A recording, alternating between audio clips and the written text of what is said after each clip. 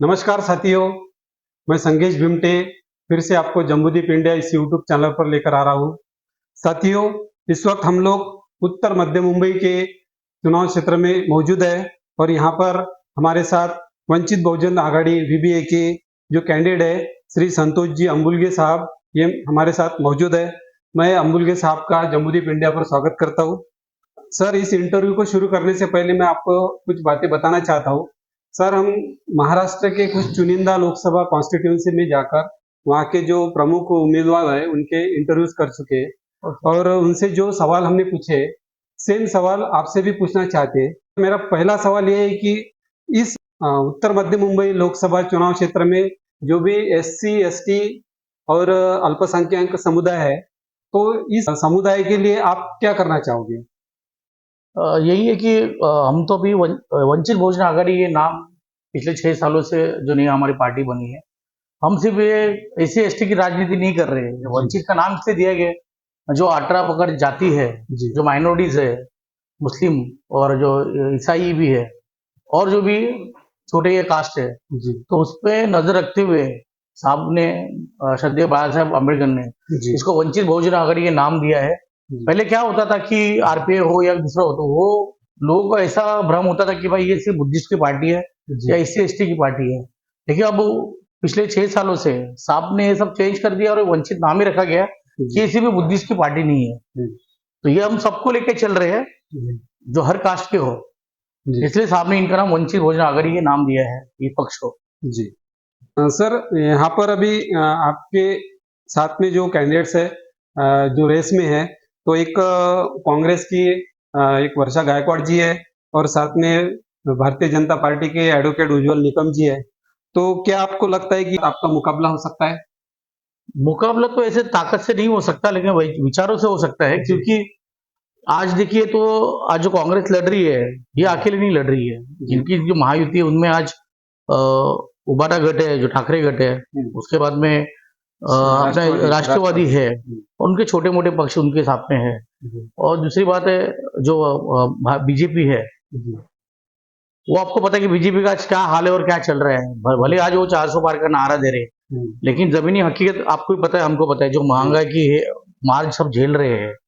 तो हम उस ताकत से नहीं लड़ सकते, क्योंकि हम वैचारिक और हम रोड पे जो हम ग्राउंड लेवल पे काम करते हैं, आरक्षण की हम बात करते हैं, आरक्षण की हम लोग सबके लड़ रहे हैं। जैसे 5% मुस्लिम हो या मराठा, जो मनोज जरांगी का मराठा का आरक्षण हो या ओबीसी का हो, हम रोड पे जा रहे हैं। हमारे पास पैसे की पावर नहीं है, ये वैचारिक पावर है और हम लोगों तक पहुंच रहे हैं। आज 6 सालों में वही वंचित घर घर पहुंचा है। तो मैं ये सब बोलता हूँ कि हम हमारे जमीनी हम ग्राउंड लेवल पे काम कर रहे हैं, तो उस हिसाब से हमारी ताकत बढ़ेगी। और 4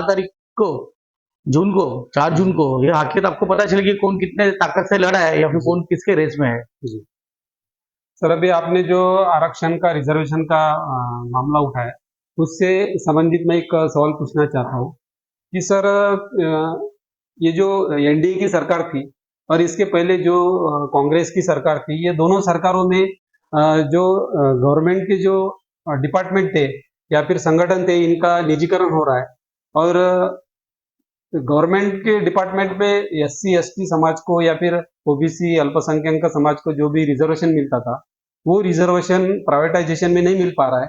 तो क्या आपको ऐसा लगता है कि इस प्राइवेट सेक्टर में भी रिजर्वेशन मिलना चाहिए? नहीं, हम तो इसलिए लड़ रहे कि प्राइवेट हो ही नहीं जी। जो आरक्षण पहले से है या फिर जो जाति की सहूलतें मिल रही है वही चलना चाहिए जी। लेकिन उसके लिए कि अभी सत्ता में आना जरूरी है जी। अगर हम नहीं आए तो आप जैसे बोले कि उसमें भी हम आरक्षण मांगे, तो हम करेंगे लोगों के लिए जी। क्योंकि आज सरकारी कर्मचारी था, तो उनके बच्चों को स्कॉलरशिप मिलता था या फिर उनको कुछ अनुदान मिलता था, वो भी बंद हो चुका है जी। तो आगे बच्चे पढ़ेंगे नहीं या शिक्षा नहीं होगा जी। तो ऐसा आरक्षण का फायदा भी क्या है फिर? तो इसलिए हम अगर सत्ते में आते हैं तो इस पर हम जरूर इम्प्लीमेंट करेंगे, उसमें संशोधन करके जो साहब को अगर कुछ जो उसमें चेंजेस करना हो जरूर करेंगे। लेकिन जो भी संगठन का जो भी निजीकरण हो चुका है, तो जैसे कि कुछ रेलवे का भी निजीकरण हुआ है, एयरपोर्ट का भी निजीकरण हुआ है और एजुकेशन फील्ड तो है ही, तो उस बारे में आप क्या करना चाहोगे? सर, यही कहते कि ये सब चीज के लिए पावर चाहिए। अगर हमारे 2-4 भी, अगर साहब खुद भी गए, उसके साथ 2-4 खासदार गए, तो वो पार्लियामेंट में जाके मुद्दा उठाएंगे। आज ये क्या है, जो बीजेपी ने विपक्ष की खत्म कर दिया है, वो अपने हिसाब से कानून ला रही है, पास कर रही है। तो उसके लिए जितना जरूरी है जब तक हम वहां पे जाएंगे नहीं हम बात कैसे करेंगे। तो जरूरी है कि जनता हमें वहां पे जिता के लाए। अब तो वोटिंग हो चुकी है, जी तो हमने ये हमारे जाहिरनामा में डाला है कि अब पीजी से केजी जो है शिक्षण फ्री देंगे, और जी। जो प्राइवेटाइजेशन हो रहा है उसको बंद कराएंगे। तो इसके लिए कुछ इंप्लीमेंट करेंगे। तो हमने पहले बोला है, इसलिए जरूरी है कि हम लोग वहां तक पार्लियामेंट तक पहुंचे तब बात करें, क्योंकि अब बात करके कुछ फायदा नहीं है। जी वो रिजल्ट के बाद ही हम देखेंगे। हमारे 2-4 भी जाएंगे या हमारे 7 भी जाएंगे, तो हम बड़े ताकत से पार्लियामेंट में इसका जवाब देंगे और उसके खिलाफ खड़े रहेंगे। आघाड़ी बनने की जो बात थी, उस वक्त वंचित बहुजन आघाड़ी अगर यूपीए गठबंधन में सहभागी होता, कांग्रेस के साथ जुड़ जाता, तो क्या आपको लगता है कि इस बात का आपको कुछ फायदा होता? निश्चित फायदा होता। आज जो हमको जगह सामने मांगे थे, जी जो भी XYZ, तो हम ताकत से जीत के आते थे और हमारा फायदा भी उनको था। वो जो हमारे वजह से जो उनके 20-22 सीट पड़े गिर गई थी उस टाइम पे, तो उनको फायदा होता था। लेकिन किसी कारण वो हुआ नहीं, और वो वरिष्ठ लेवल के जो नेता थे वो बातचीत में थे। हम तो जो साहब बाला साहब जो बोलते हैं वही हम सुनते हैं, वही काम करते हैं। इसलिए हम लोग ज्यादा टिप्पणी करना मैं सकते उचित नहीं रहेगा। जी। सर, क्या आपको ऐसा नहीं लगता है कि 2019 में प्रकाश आंबेडकर साहब ने कांग्रेस के साथ गठजोड़ करने की कोशिश की थी, लेकिन उस वक्त भी वो सक्सेस नहीं हो पाई, और इस बार भी सेम चीज हुई, तो दोनों बार सेम गलती हुई, ऐसा आपको क्या लगता है? नहीं, गलती नहीं है। पहले 19 की मैं बात पहले बताता हूँ। हमने ये बोला था कि आप जहाँ 20 से 22 सीट आप 20 साल या 25 साल आप हारते आए हो, हम्म, वो सीट हमने मांगी थी। जी तो हमने तो ऐसे नहीं बोला कि हमको ये जीतना है, आप पला दो या ये दो, ऐसा नहीं। सामने आपने जो 20-25 साल आप जो हार रहे हो सीटें, वो हमको सीटें दे, ये हमने मांगा था। ये 19 की बात। अभी 24 की बात ऐसी है कि हमारा बातचीत चल रहे थे, साहब नहीं मिल रहे, कि हमारी टीम थी महाराष्ट्र लेवल की जो बात कर रही थी। जी तो इसमें ये हुआ था कि साहब ने लास्ट में, आपको स्टेटमेंट याद रहेगा कि साहब ने ये बोला था लास्ट में कि 8 को 8 सीट ठीक है, लेकिन लास्ट में साहब ने एक स्टेटमेंट दिया था कि चुनाव होने के बाद, रिजल्ट आने के बाद हमारी कितने भी सीट आनी दो मायावती की, तो उसमें जो भी पार्टी है, ठाकरे साहब होंगे, पवार साहब होंगे या खुद बाला साहब रहेंगे, जी तो कोई भी बीजेपी के साथ नहीं जाएगा। जी ऐसा हर एक अध्यक्ष एक लेटर लिख के दे या प्रतिज्ञा पत्र लिख के दे। तो ये बात किसी ने माने नहीं। तो शायद वही खटपट हुआ कि उनको वो बात बुरी लगी, उद्धव ठाकरे को या फिर पवार साहब को। तो उन्होंने हमको पूछा ही नहीं, या फिर तो भी लास्ट में जब इंडिया की मीटिंग हुई शिवाजी पार्क में, तो भी साहब गए थे। साहब को सिर्फ 5 मिनट बोला दिया था। 5 मिनट साहब ने यही बोला था कि मैं तुम्हारे साथ हूँ, लेकिन घरानेशाही मुझे नहीं चाहिए और आगे पब्लिक के लिए काम होना चाहिए, तो मैं साथ में हूँ। और उन्होंने एक बोला था कि भाई इसके इलेक्शन के बाद आप लिख के दे दो ना कि हम बीजेपी के साथ नहीं जाएंगे।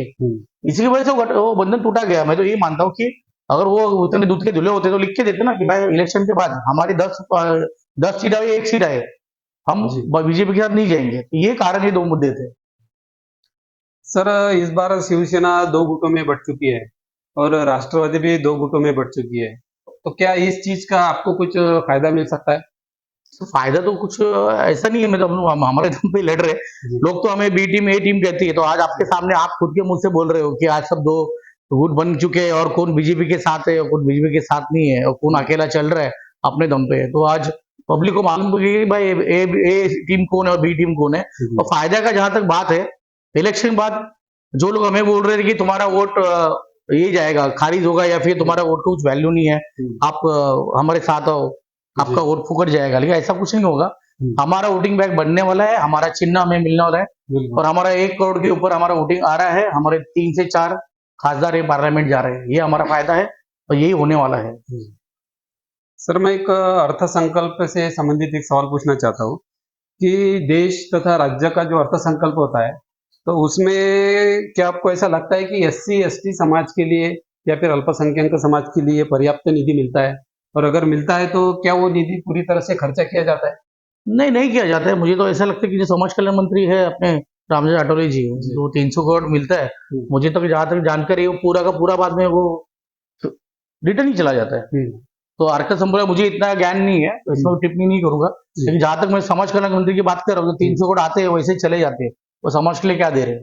तो SC/ST को कोई कुछ पूछता ही नहीं है। और ये जब तक ये गवर्नमेंट है बीजेपी की, तो SC/ST का कुछ होने वाला ही नहीं है। जी सर, धन्यवाद सर जी। तो साथियों, इस वक्त हमारे साथ मौजूद थे संतोष जी अंबुलगे साहब, तो मैं उनका धन्यवाद देना चाहता हूँ। और आप सभी को इस YouTube चैनल को सब्सक्राइब करने के लिए और इस वीडियो को भारी तादाद में शेयर करने के लिए और लाइक करने के लिए आह्वान करता हूँ। जय हिंद, जय भारत। आपका बहुत बहुत धन्यवाद।